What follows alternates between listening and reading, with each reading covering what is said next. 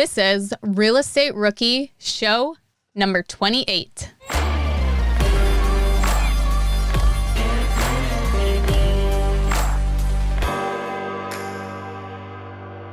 My name is Ashley Kerr, and I am here with my co-host, Felipe Mejia. How are you, Felipe? I have some really exciting news to tell you. I can't rip on you right away today. Oh my gosh. I was going to guess, but I don't know. Tell me, what's up? So I'm refinancing 2 properties, and the one property has a loan on it at 7.3%. So I'm refinancing out of that, and then including a property that I had purchased in cash.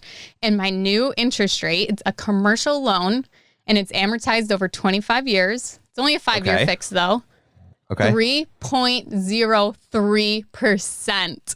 Wow. Can you believe that? So you just doubled, so you just cut your interest in half, which means your cash flow is going through the roof for the next 5 years. Right. Now you have 5 years to figure it out. I think this is awesome because a lot of people will not take a deal because it's at 7% or 6% and I don't want to do it. I mean, you have time to refinance out later. You can figure it out. And it was still cash flowing at that 7%. Exactly.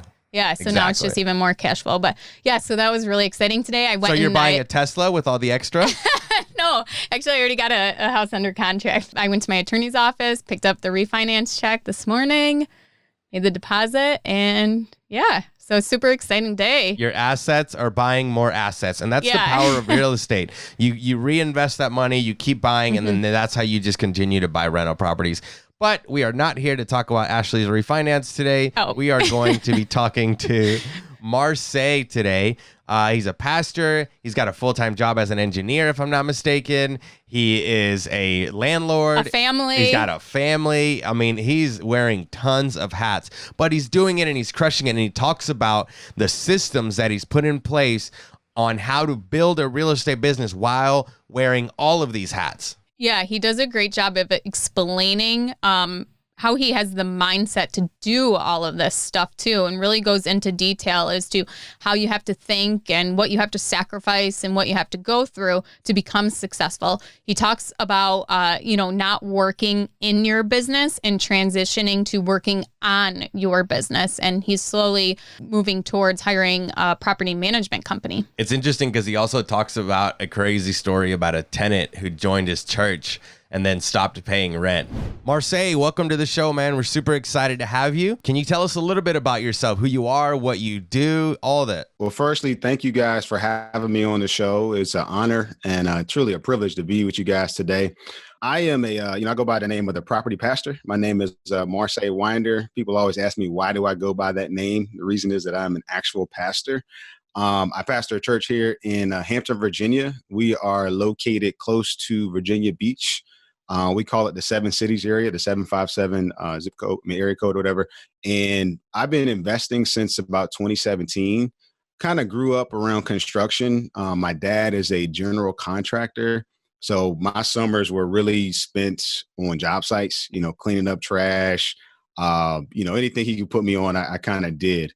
And fast forward 20 years or so, and really, I got exposed to real estate through my dad. And as he was doing different projects, he started acquiring a few properties, and it really just kind of stuck. Now, I went to school. I was a college athlete, played at North Carolina A&T State University, and then went into corporate America. So I'm currently an engineering manager at a manufacturing company around here. And, in 2017, I bought my first property. So for me, real estate was kind of one of those things to jump into. I kind of knew some of the inner workings and just fell in love with it. So I've been at it since 2017. And that's where I'm at. So I split my time between being a pastor, a dad, work a full-time job, and I invest in real estate. That's kind of where I'm at. What does your portfolio look like now, Marsay? How many units do you have, doors, all that? So I just acquired my 8th property last week, and that was a duplex. So I think I'm up to about 24 doors, so to speak. So I've got a mix. My first property was a quad. I started with a college rental. That's another nightmare. So I converted that over to doing something else. But yeah, I've got about 24 doors spread across 8 properties right now. That's great. Since 2017, that's really good growth. You feel like you're not doing much when you read, 10X Rule by Grant Right. Cardone, but still it's a decent start. I've tried to Yeah. COVID this year has kind of slowed down my goals, but we've still been investing during this time. No, yeah. When you're saying, Marsay, you're saying, the 10X rule and all that, I hear these rules all the time, the 2% rule, the 1% rule, the BRRRR. Like I hear all of these rules and people started asking me like, hey, Felipe, what rule do you use? And I'm like, well, first of all, I don't use a rule. It's what's Felipe's goal, this year or going forward, or what am I working on right now? Yep. It's interesting that you're like, oh, my 10X rule, but COVID or during this time, we've had to slow down a little bit, but you're still crushing it. Since 2017, you have 20 plus. That's great. I think you're doing amazing. And everyone that always asks me about these rules or what calculator I should use, I say, look, BiggerPockets has the best calculators, I think, anywhere in town. Just go on the website, BiggerPockets /calculators, and you just go. Yeah, absolutely. But always use the metric at the end of the day of what's your personal goal? Why are you doing this? Why is this good for yourself? And use that metric. Is it cash flow? Is it equity? What is that for you, So I always tell people on that. One of the things I tell folks that ask me, I'm like, hey, it's kind of like when you go to a store, right? When you go and you got an outfit, you can't just buy off the rack. You got to try it on. You've got to get to that place of, hey, this is what works for me. This is what works in my market. This is what helps me to achieve my goals, because, comparison it can be great, but it can also be terrible. If you're like, hey, I got to be like this guy or like this gal, you're going to drive yourself crazy. You got to find what works for you and your market. So I think that's key. Marsay, are you doing anything besides buy and hold? Have you done any flips, or do you plan on doing any kind of other real estate investment strategy? Yeah, interesting. You should ask that. I've actually, where I'm at in my market, there's not a ton of inventory. So there's a lot of flippers where I'm at, and the single family game is huge. So I'm actually, reaching out to some of my wholesalers and like, hey, I'm thinking about doing a flip in the next 6 months or next year. So I have not done any flips quite yet, but because I've got so much experience in, the construction field, it's kind of a decent fit. And one of my mentors, he's a pretty heavy flipper. So that's something that I'm probably gonna be taking on in the next year or so. Yeah, I feel like that happens a lot, Marsay. Like, people end up starting with just single family homes or multifamily and then get into either wholesaling or flipping. And I wonder if that happens because like you tend to just kind of master your craft. So you want to get to the next one or the next, what's the next hustle that I can do in real estate. So I feel like that's normal. That just happens. Yeah, and that light bulb kind of went off for me, a few months ago, because it was like, okay, I'm doing buy and holds. I'm, kind of know this model. I'm just kind of rinse and repeat. But it's kind of a paced growth, I guess. So it's kind of like you go through this acquisition, get a property ready to go and turn it back around. And I think the more deals I've done, I'm starting to, attract other people, from private money or people who want to do JV deals. And it kind of, like you said, it's that natural progression of, hey, I can do a little bit more. I can kind of take on some more bandwidth. But I think it has to be like a phased growth though. So if you try to do it all on day one, it's just way too much, because that was one thing that was really an eye opener for me. When I started, everything I was reading or podcasts I was listening to was like, hey, just do this one thing, master this one thing. And I didn't realize that, hey, that one thing was time bound, because after a while you kind of master that and you can now kind of expand your bandwidth a little bit. A lot of people say, stay in your lane, what you're good at, get focused on that. And once you are focused on that and you have, like you said, it's a machine, you can just do it in your sleep. Once you have that down, then go focus on the other thing. Because when you have 10 different things going on, it's very hard to, maximize your time on just one or make one super efficient when you have all these other things going on. And I know this from personal experience. And in the past year, I've been really trying to like focus down and, work on one thing. And then it actually gets me excited to finish that one thing, because then I know I get to go on to that next shiny object, that next deal, that next, different revenue.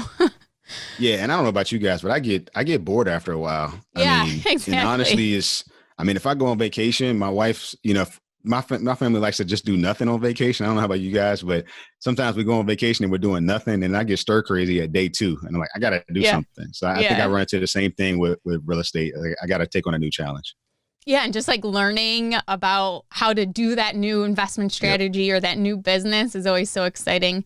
and fun. Absolutely. So your family, how did you bring up real estate to your wife? What did that conversation look like? I'm already a pastor. I'm already a full-time working. Let's just go ahead and add this. Yeah. We got kids. It's all right. Let's figure it out. So it's a funny thing because and I didn't go into this in the beginning, but my dad being a contractor, he built his own house, himself.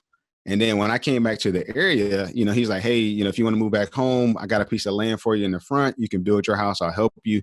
So we took about 3.5 years and built my house. And it was literally, nights and weekends. And, we kind of have a running joke in my house. Like my middle daughter, I didn't really know her that good because every night I was over there working at the house. And, I'm framing, I'm running, PVC lines and all this plumbing and all this kind of stuff. And over time, she's like, you're always gone, and then when this came up, she was just like, well, I guess that's this new project, so, but I try to tell her there's a method to the madness, when we get to that place of financial freedom and escape the rat race. So she kind of has her eyes set on that date where she can, hopefully one day maybe stop working and see me not so busy. But yeah, when bringing it up to her, she's always kind of been supportive. She's like, okay, I believe in you and I know you're going to work at it until you get it. So that's been helpful. But yeah, she's like, all right, what's Marsay working on today? A lot of people say this guy's just a dreamer. He always wants to work on something different. I like that. And I think sometimes Marsay, I think people don't see the sacrifice that as real estate investors that we have to do.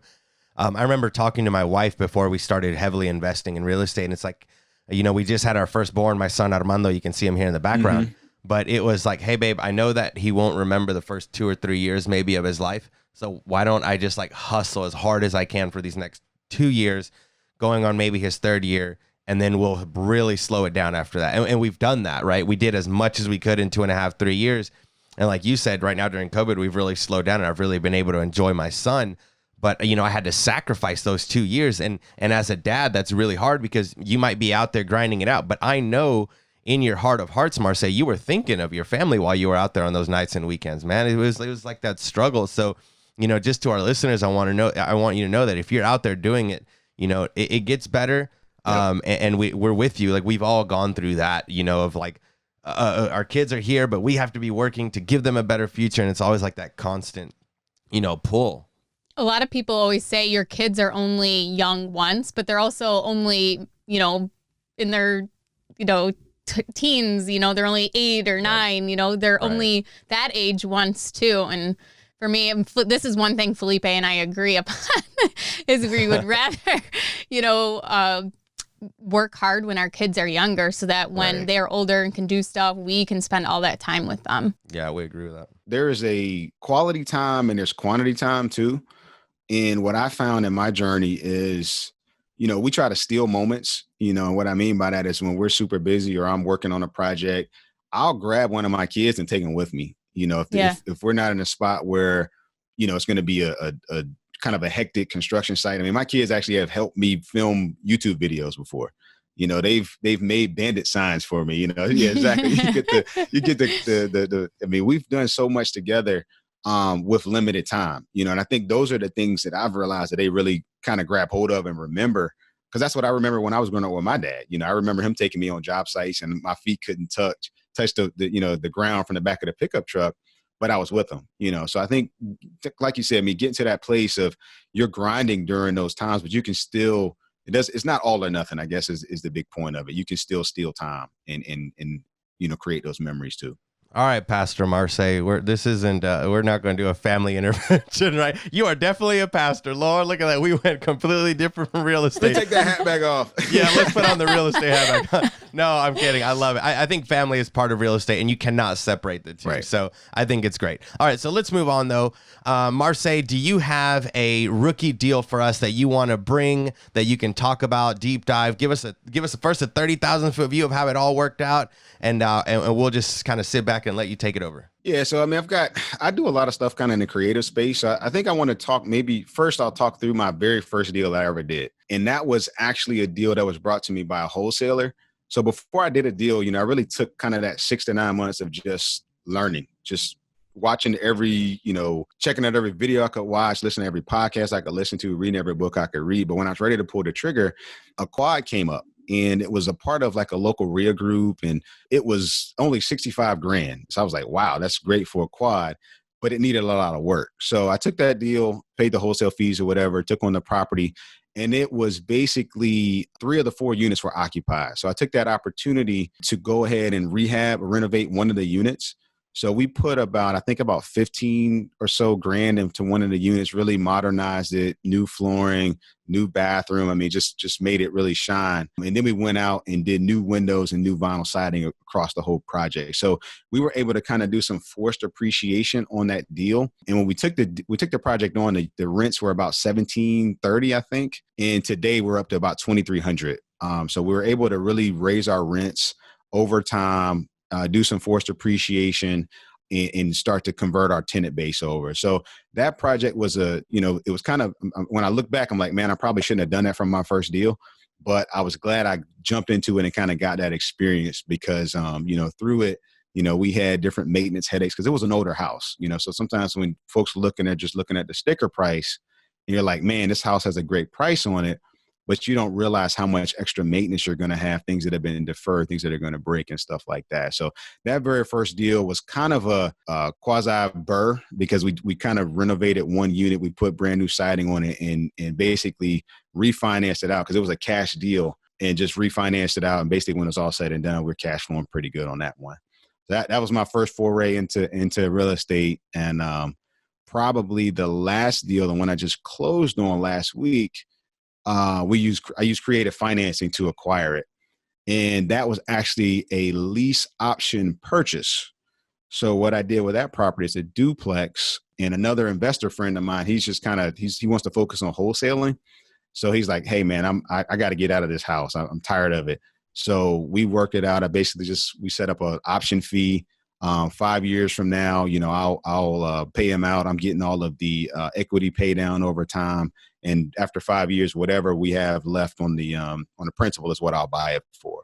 So that was a pretty good deal because it was a low barrier to entry, and it's got I'm going to pretty much be getting, all of my money back in year one. So, but yeah, those are 2 that I've done, probably, first deal and then last deal. And then there's all the stuff in the middle. Yeah, well, let's dive into that first deal. Okay. So one thing you had said there was, it wasn't the best deal for you to go into on your first one, but you have no regrets. And I think that is something I hear a lot from investors is that they don't regret their first deal. We had Jay Scott on here on an episode, and his first flip was awful. They had to turn it into a rental, and he's like, but I don't regret it because that got them started, that got them going. And so I want everyone to make sure that just know your first deal is not always going to be perfect. It's not going to be a home run, but don't let that discourage you, and keep going and keep trying. Yeah, absolutely. I mean, we tend to have this fear of failure, but at the end of the day, you got to fail. I mean, you just got to go, you got to do it. Folks are really afraid of real estate in some regards, but I think it's a forgiving business. I mean, ultimately, even if you're upside down on a property, if you pay down, debt over time, that property will ultimately cash flow. Get into that place of, hey, the water's fine. Just go ahead and jump in. And you said that your rents had increased. So since 2017, they increased, what was it, almost $400? Yeah, well, we started actually a little bit more. We started when we acquired, I think we're about 17 something. And we just did a rent increase and we're up to 23 right now. So we've got a pretty good bump. So when you talked about raising your rents, how do you approach your tenants with a rent increase, especially since it was such a huge amount? Did you do it on a scale very gradually, or how did you work that with them? Whenever I raise rents, I do it incrementally. And what I try to do is actually show the value that we're bringing to the property. When people can actually see what's taking place, they see new windows going in, they see the property just being beautified, and just kind of showing what that long range vision is. So we try to, talk about framing, right? We try to frame what that's going to look like over time. And we basically kind of say, okay, here's where things are. Here's where we want to be in a few years. And we kind of give them up front. So that way they know what they're going to be dealing with. So I try not to hit them with, hey, we're going to raise your rent $200 this month. That typically doesn't work. So for us, it's very much incremental. And if I've got a tenant that's been paying for a long time, I kind of value that tenant. If they can make the income and things like that, if you got a good history, we want to actually keep them. So for me, it's more of an incremental process, but at the same time, we're trying to show that value add. Marsay, I think a lot of times people are scared to raise rents, which is why you find landlords that have, a property for 5 years that they've never raised the rent. So, Marsay, can you tell us a little bit about that mindset of why you're okay with raising rents and potentially losing a tenant, right? Because that happens. Right. So, I want to hear from you. What's your mindset on that? And then I'll ask Ashley and we'll speak on it as well. But I mean, what do you do? People always need a place to live.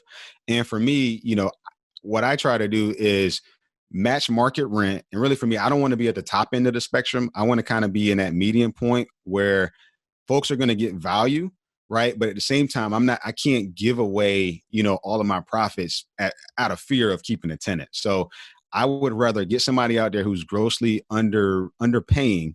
Maybe they're paying consistently, but if they were going to be much higher, at market rent and they couldn't pay, then in my mind, that's not really a good tenant. So for me, it's really just a matter of, it's kind of like pull the Band-Aid off. Sometimes you have to pull the Band-Aid off.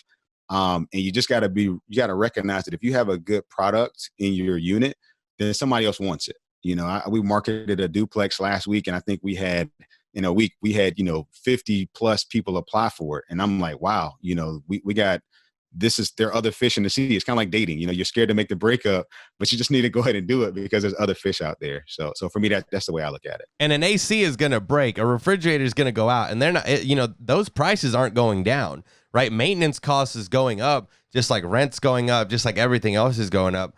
I don't have that fear of raising rents because, like you said, when you have a great product, if someone's not paying you for that value, then they're just wasting your time. And we all know that's the biggest asset we have.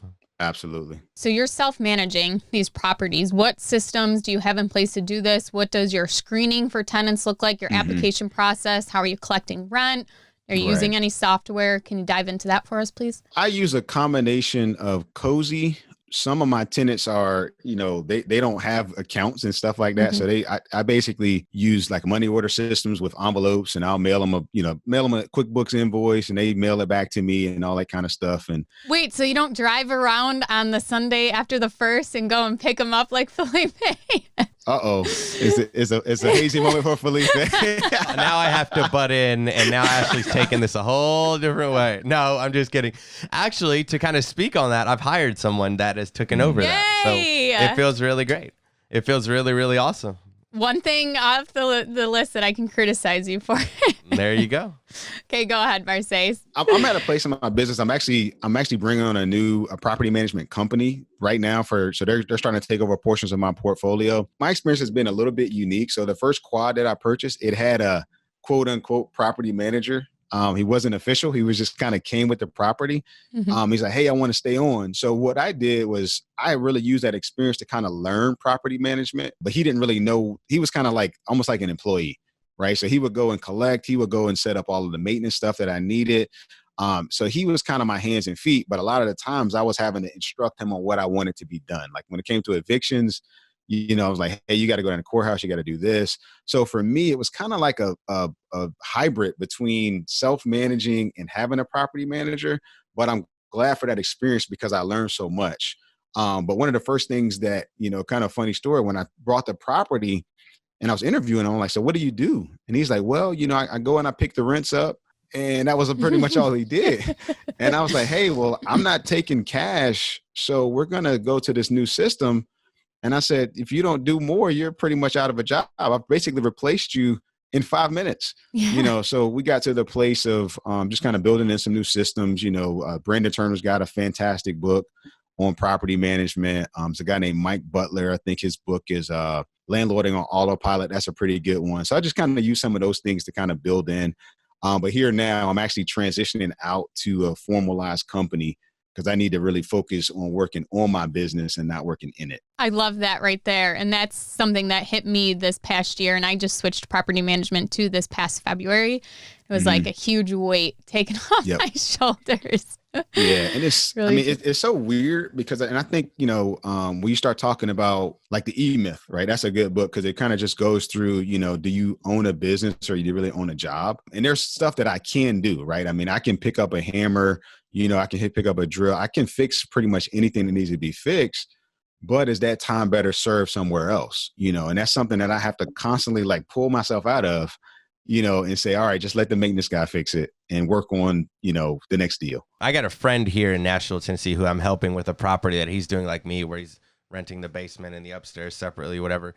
And he's like, the other day he goes, hey, I bought a paint sprayer. I'm going to spray the whole house. I'm going to paint it. And I was like, okay, that's awesome. How long do you think that's going to take you? And he's like, well, I think it's going to take me this long. And I'm like, okay. So I got, Victor the painter. He's famous now on BiggerPockets. He's my painter. I've had him since I was like 17 years old. Anyways, so Victor the painter, I'm like, okay, so my guy Victor can do it in 3 days and he's going to charge you this amount. Right. So that means that you have 3 days to make this amount of money. Can you do it? And he's like, oh, yeah. And I'm like, okay, so you want to spend twice that long painting your house that you've never done, or you're going to have a professional do it and you can go make that money at doing something that you love, which is whatever his job is, right? And like it just clicked. Now that makes sense to us, but I feel like sometimes I'm even, I'm even a victim of this. Sometimes I get a call from a tenant and they're like, "Hey, there's an issue with this." I'm like, "Oh, I know how to fix that. I've fixed that 100 times." But I'm like, "Okay, I got to drive out there. I got to drive back. I got to deal with the tenant. I got to fix the issue. It's going to take me 3 hours, or I can pay someone to do it and I can come, find a deal that's going to cover that cost for, 20 years from now." So, I tend to tell people like, hey, just make sure that that you're using your time wisely. Yeah. And I run to that same thing. I mean, I get into that a lot where, yeah, I can go fix it, or I can just call my maintenance guy and have him go do it. And sometimes he charges me more than I want. So I'm kind of torn. But at the end of the day, like you said, are you working on your business or you're working in it? What would be like 1 or 2 pieces of advice you can give someone who's maybe thinking of switching over, their property management or even just their maintenance? They're thinking of getting that first system in place. What's something that they can use or do to start working on that? I think a big piece of it is, what is your time worth? And kind of to piggyback on what Felipe said, is basically, if I take this job and my maintenance guy can do it, in 2 hours and he's going to charge me this much, how much am I worth? It might take me twice as long. So I think the first step is really to kind of put that threshold in to say, what is my time worth? Is it better served somewhere else? And then I think the other piece is really kind of making some decisions on where you're trying to go, right? Because if you are going to spend all your time and don't build systems, it is absolutely going to stifle your growth, right? You're not going to be able to force multiply yourself because you're going to be working in it, and all of those times, and the tenants are going to call you more and more things are going to break. What I've noticed is every time I go over there, if it's one call, it's that one call and it's these other 4 things. And I'm like, well, you just called about this one thing. So, I put in systems even to say, okay, you got to pull out a maintenance request. You got to fill out this form.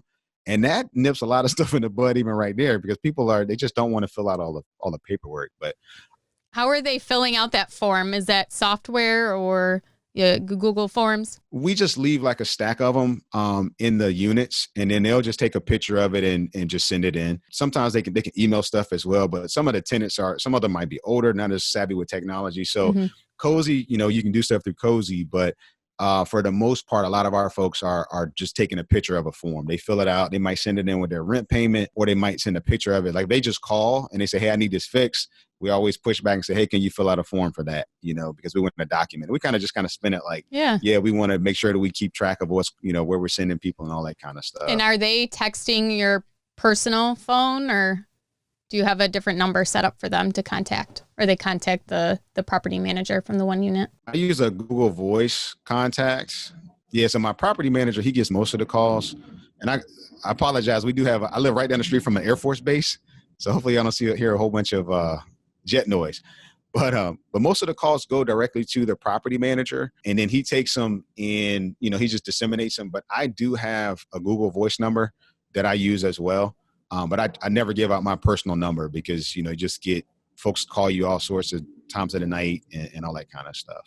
That's what I used to use too, the Google Voice number when I self-manage, and I was able to, like, if I was going out of town and I didn't want to, have to take calls or anything like that, I could transfer the Google Voice number to someone else's phone that had the app, and it's really nice for that flexibility. And also I would know when it was a tenant calling because it was, my company name coming up. So yeah, Google Voice, highly recommend for anyone that is taking their own tenant calls or really has any kind of business, that you can connect it right to your cell phone, but it's a whole different number and you can transfer it, set a separate voicemail.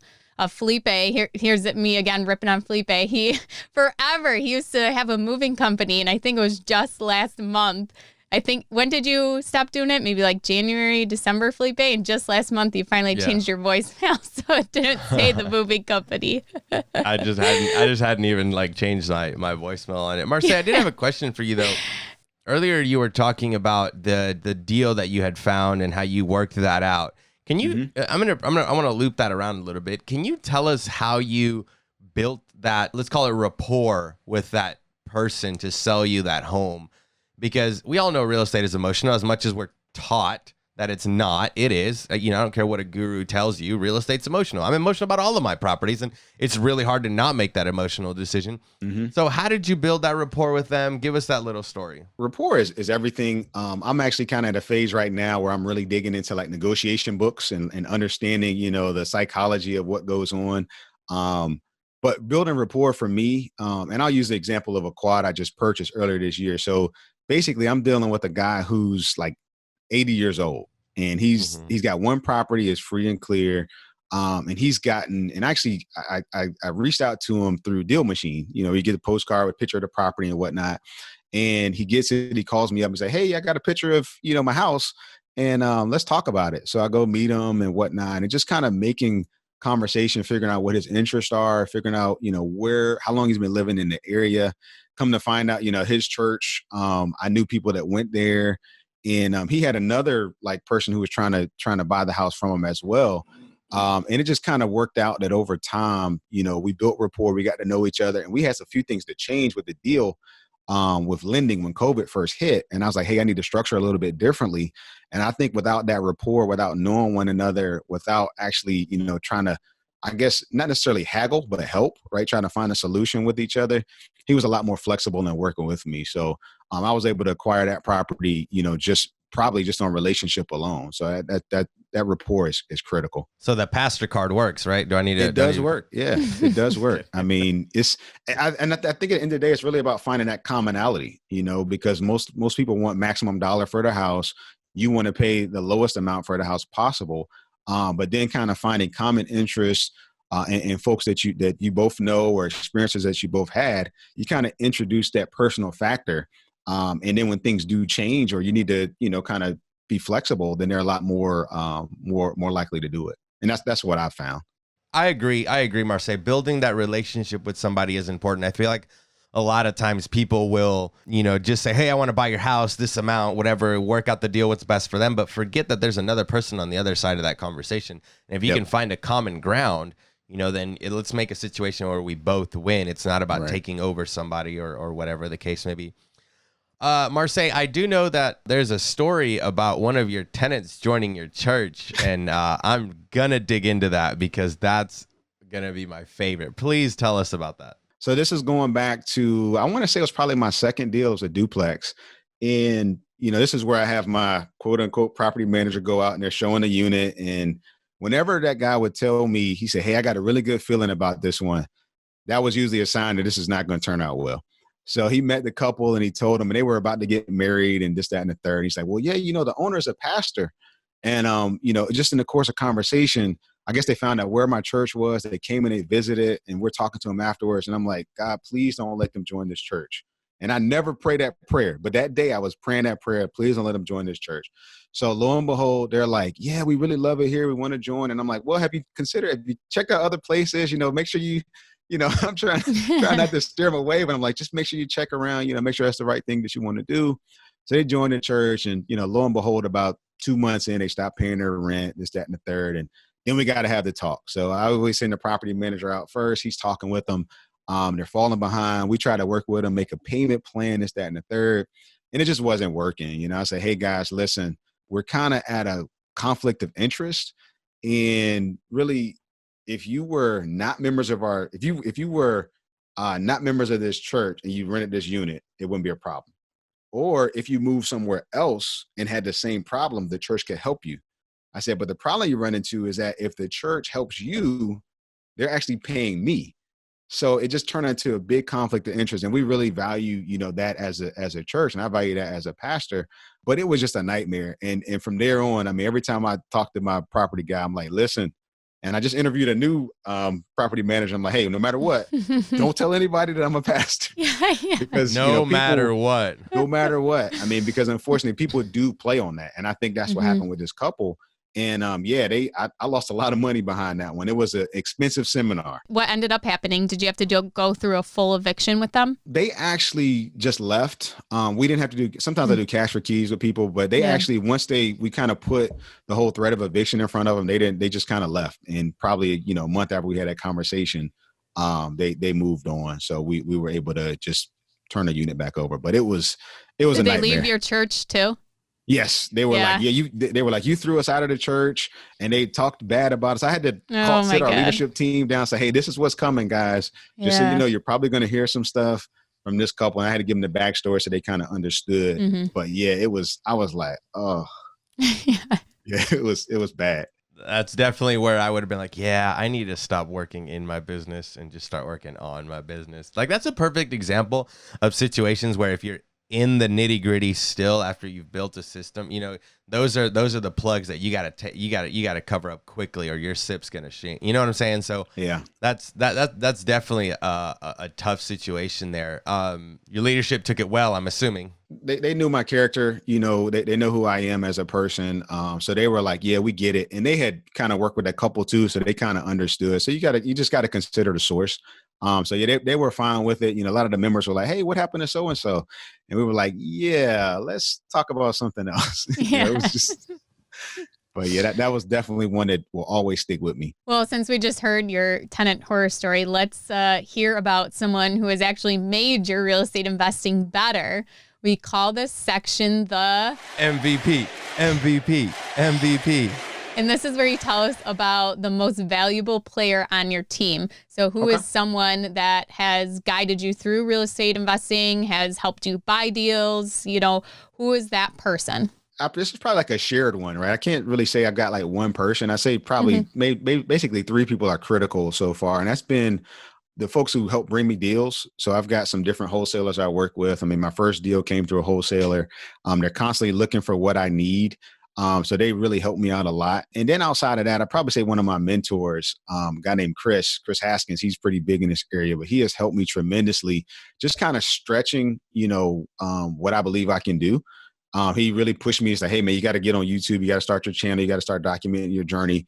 And even through that, I was encouraged to apply for this podcast, so people just kind of pushing, to say, hey, you can do a lot more than you think you can do, in spite of everything you got going on. So those folks have really kind of just stretched me to my capacity. And then obviously my wife, I talked about her at the beginning, but she, when we were engaged, I was like, if I decided to move to Alaska, I think she would go with me. She's just kind of that helper that's like, hey, I believe in you. I'm cheering for you. I got you. And it's a family affair, because if you're trying to do it and you got somebody criticizing the whole time, like when I was building my house, it took 3.5 years. Right. I mean, nights, weekends, after work. And if she was complaining the whole time, I'll probably still be building it now, so, but those folks are really instrumental, to my journey so far, and have just made a huge impact on me. Marsay, what would you say is the biggest hurdle mentally that investors have to get over to take the plunge in real estate? And kind of like you said, right, your MVP is your wife, the people that are bringing you deals, right? So for someone that's trying to first get started in real estate and doesn't have that MVP yet, how does that happen? How do you build those relationships? How do you do that? I think it kind of depends on your personality type. I mean, I'm an engineer by trade, right? So I went to school, got an engineering degree. I work as an engineer manager now. So for me, I want to analyze everything. And I want to know, okay, what's the cash on cash? What's the ROI? I want to know all of these numbers, and I'm just digging into deals. Well, at the end of the day, I think if you're meeting your metrics, just go for the deal, right? I mean, and sometimes you want this perfect deal, and at the end of the day, it's kind of like drafting a team, right? You want to build a team around something, but sometimes you got to take the best player available, so you can take 5 years looking for a deal, and be sitting in the same place you started at. So I think getting to that place of like, hey, I'm going to share my goals and my dreams with somebody that is going to hold me accountable to them. I started telling people, I'm like, hey guys, I'm going to do this. I'm going after real estate. I'm going to buy properties. And if they laughed, if they supported, it really didn't matter. But after a while, those same people, they're giving me referrals. Those same people, they're sending stuff my way. They got a real estate question, they send everybody to me. So I think at the end of the day, it's really getting over your analysis paralysis. And then the other piece of it is making up your mind that, hey, by this time next year, my first deal is going to be done, and really sharing that with people that can hold you accountable for it. I think also part of it is it's okay to hit a base hit. It's okay to get to first or second base, right? They're not all going to be home runs. They're all going to give us lessons, and that's okay. And when you get home runs, celebrate those W's. But it's really important to know that base hits are okay, right? We see all these podcasts or YouTube videos where people are buying Lambos with their first flip, and like that's fine and all, but you know, a quick $10,000-$20,000 flip is fine. Right. You know, a cash flow of $200-$300 in certain areas, that's okay. Right. You know, and it's about taking action and learning the processes that it takes to be successful. Because if you can't manage, you know, $100 cash flow, you're not going to be able to manage $100,000. You're not going to, you know, so it's about building that process, building those systems to where, you know, you have the availability to manage that. That's a great point, because I talked about the first quad I bought, and that thing is a cash flow cow. I mean, it does, you know, it appraised, you know, decent, and my mortgage payment is low and my rents are high. So I've got a very nice spread. But then I started to buy more properties, and I'm expecting them all to be that way, and that wasn't the case. So I had to make up my mind. I'm like, okay, am I going to buy a deal every 3-4 years, or am I going to do 3 deals a year? For me, I wanted to do 3 deals a year. So I think it's important, like you said, to really celebrate those wins, because if you don't, you kind of beat yourself up throughout that whole comparison game. We usually do at the end of this a bunch of random questions. And so we're going to ask you 4 of them today. But the first question I want to ask kind of just relates to what you just said. How have you celebrated your wins? Have you guys done anything special, you know, after you've gotten these deals? Good question. We usually kind of go and just have a big family meal. You know, my wife's like, "You bought another house?" I'm like, "Yeah." And you know, it's funny because me and my kids like to play the Kiyosaki game, the cash flow board game. Mm-hmm. So they get it, right? They understand. They're like, "Oh, Dad, we got more cash flow. We can get out of the rat race sooner." And my wife's like, we got another house. You know, she's happy about it, but she's like, "But didn't you just buy a house?" Right. You know, but we like to celebrate. You know, we'll go out and have a nice meal. We just kind of use that's just another reason to just kind of go hang out and have fun together. But yeah, we usually just kind of celebrate that way. Kind of like a raise on the job is the way I look at it. Yeah. Absolutely. That's a great way to look at it. I think a lot of people do forget to celebrate the W's. They get so caught up in deals and buying and purchasing and you know, I'm part of that too, but I do feel like we should take the time every now and then to just sit back and celebrate that W, because, you know, we've, like you said, we've given ourselves a raise. Just to acknowledge it, even if it is just sitting down for a meal, acknowledging that this meal is for this win. Right. And talking about it. Yeah. Yeah. I kind of get that dopamine rush every time I close a deal. I'm like, oh, wow, you know, this is more cash flow. I'm happy, you know, so for me, that's celebration in itself. And everybody else is looking at me like, why are you so excited? Yeah. You know, so. Nope. I still get butterflies every time. I do not get the dopamine rush. I get butterflies. I'm freaking out. I got to fill it with tenants. The moment I close, I'm running back to the property trying to make sure. No, I don't get that, bro. I get that's butterflies. not your experience at all. Yeah. Huh? No, not at all. Nerve-wracking moment. Yeah. It's better than like going on a date with a girl for the first time, the butterflies or whatever. Right, Yeah, Felipe? absolutely. Oh my gosh. To me, it's yeah, no, I get butterflies. I'm freaking out. I'm like, am I going to do the wrong thing? It's crazy. Yeah. All right. So my question, Marsay, my question would be, if you could have a drink with anyone, dead or alive, what would it be and what would you talk about? Good question. I would probably want to meet with Martin Luther King. I mean, he's somebody, we actually share the same birthday. So I've just always loved his passion, his inspiration. And you know, so he's not necessarily on the business side, but this guy was an avid reader, you know, and I look at, like, we live in a distracted age right now. So to actually be a reader and a scholar is kind of abnormal, you know, because we got videos everywhere. We got Netflix we can watch, you know, all these kind of things. So I would just want to just sit down and pick his brain and say, how did you design a movement like this? How did you cast a vision? How did you get all these people to rally around something before, you know, things went viral, before social media? Yeah. I mean, just to have that word of mouth power it just blows my mind. So that's somebody I would really want to sit down with. And probably on the business side, Steve Jobs for sure. Cause he's everybody wants to meet him one day. So you mentioned that you like to read, and you already gave us a couple great books, and we're going to put those in the show notes too, at biggerpockets.com/rookie28. We'll link all the books. But also, is there any other books you wanted to share with us? Everybody always, they jump on Rich Dad Poor Dad. You always hear that, right? But actually, my favorite Kiyosaki book is I prefer Cash Flow Quadrant, because I think it's a little bit more analytical, and it kind of just breaks down the four, the quadrants, And for me, one of the things I noticed, my dad's an entrepreneur, but one of the things I noticed at a young age, and one of the reasons that I didn't really jump into the same business, was when he left the job, work kind of stopped. He had a few crews that would work for him and stuff like that, but actually having those systems, right, and being able to kind of build and have something that's working while you're sleeping, the quadrant really kind of helped me in those realms, because I really spent probably 10 years kind of on the sidelines of working in corporate America, really just saying, okay, I make a great wage. Then I started noticing, I was like, man, I only get 2-3 weeks off a year. That's not very good, So I really started to kind of shift my focus and jumping in. But I think Cash Flow Quadrant is a great one. I really like the book, What Every Real Estate Investor Needs to Know About Cash Flow and Other Measures. I think it's like Frank Gallinelli, I believe his name is. So he really kind of breaks into the analytics of, cash on cash return. He gets way deep. If you want to learn about, internal rate of return and all the kind of stuff that I never use, he's got that kind of stuff in there as well. But I think that's a good book, because it really just gave me a good foundation, understand some of the calculations, right? I mean, I use the BiggerPockets calculators, but I think it's important to understand the numbers that actually go behind it. And then I say also probably a book that I just finished that I'm just in love with. I'm probably going to read it like 3 or 4 more times.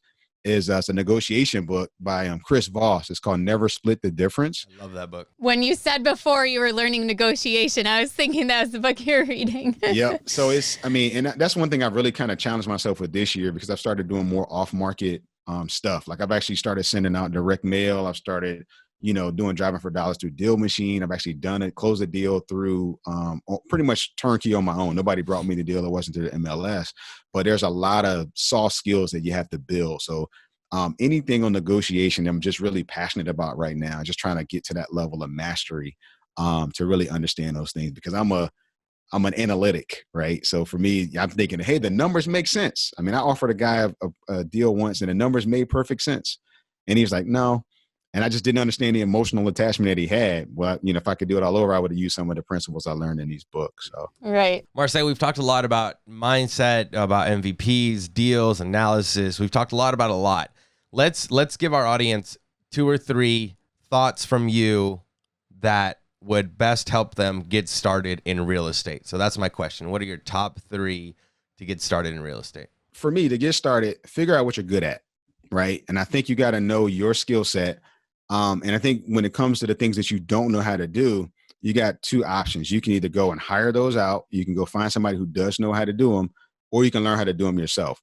So I think kind of just taking a good inventory of where you are, right, and finding somebody else who's already doing it. So I think it's important to really kind of take a self-assessment, realizing what your strengths, your weaknesses, your opportunities, right, where your gaps are, where do I need to grow at, and then develop a plan to fill those gaps. The other thing is to really know your market, so if you're going to invest in your back door, understand what numbers work there.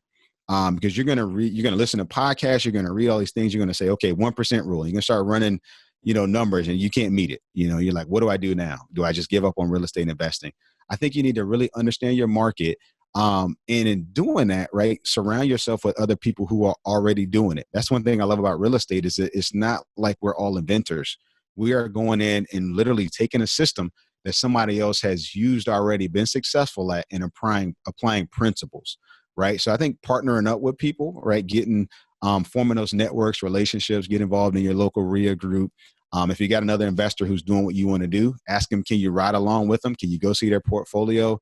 Can you help them? Can you add value to them? Don't just go up to them and say, hey, I want you to mentor me for the next 6 months. But you need to add value, right? You need me to paint. You need me to clean up you need to cut the grass. I'm here to be that for you. I'm working with a young guy now. And he said, hey, I just want to learn, so, and he does that for me. He actually goes out with me and helps to film videos for my channel. He does edits for me and all that kind of stuff. And it's a great benefit to me, because I can sit back and do things that I need to do. So I think really getting to that place of recognizing your gaps, kind of building that network. And then on top of that, share your goals with somebody. Right. And I think you got to write them down. You got to review them every day, but you need to kind of put it out there and don't be afraid to fail. Right. Because at the end of the day, we are afraid. We don't want everybody's going to laugh at us. We told you shouldn't do it. Right. But you just got to go. Right. You just got to go. And when you go, you're going to feel so much better when it's all done. You finally pull that first deal. You get that first, is either from a flip or, your cash flow check or whatever. That is very satisfying and gratifying that you can build on to the future. So just even as hosts on BiggerPockets, we get a lot of DMs from people saying, hey, I'd love to mentor from you, or I'd love to learn, or I'd love to, do all this. But then we tend to like, okay, well, I don't know what job I have for you, right? Instead of someone coming and just saying, hey, I want to do this for you to help you out, and I want to learn from what you're doing. And that would just be, I think, a lot easier. So Marsay, those are some wise words. Thanks for that. Definitely, add value to the person you want to learn from. Find that person at an REI meeting in your local area, and just add value to them. And that's going to be the best way. Find a problem that they have, solve it, and then they're going to definitely want to give back to you. Yeah, those are some great tips and advice that you gave, and I hope that everyone really listens to that and takes action to get started. But Marsay, where can people find more information about you? I know a lot of people are going to want to reach out to you after this show. So where can they connect with you? I'm active on BiggerPockets. I've got a profile. My name is pretty unique, so I should be easy to find. But I also go by the Property Pastor. So I do have a YouTube channel that I record and post to pretty much on a weekly basis. So you can find me on YouTube. I'm also on Facebook, so I'm on pretty much the different social media channels. And if you just search for the Property Pastor, you'll find me. And then if you search for me on BiggerPockets, you can find me by name. So, I try to stay pretty active and connecting with people and talking. And I like to network. I'm not like a super extrovert, but I do like to talk to people, their experiences, and partner with folks on different things. So yeah, just feel free to reach out. I'm looking forward to connecting with more folks. That's awesome. And you can find Marsay in the Facebook group too, the BiggerPockets Facebook group. Just search Real Estate Rookie and you can connect to him through there. And then we will link his YouTube channel too in the show notes at biggerpockets.com/rookie28. But thank you so much for coming on the show today. We really appreciate it. Absolutely. I really appreciate hanging out with you guys and making the connection and being able to talk and share and even hear you guys' experience. It's just, I think we all have value to build one another up. And that's the good part about having this connected network. So thank y'all for having me. It's been a true pleasure. I've really enjoyed myself. And I'm looking forward to doing more. Yeah. And congratulations on your success. I'm excited to see when you hit that fine number. Absolutely. Yeah. Appreciate it. Okay. Well, I am Ashley at Wealth from Rentals, and he's Felipe at Felipe Mejia, REI. Thanks for listening, and we'll be back next Wednesday.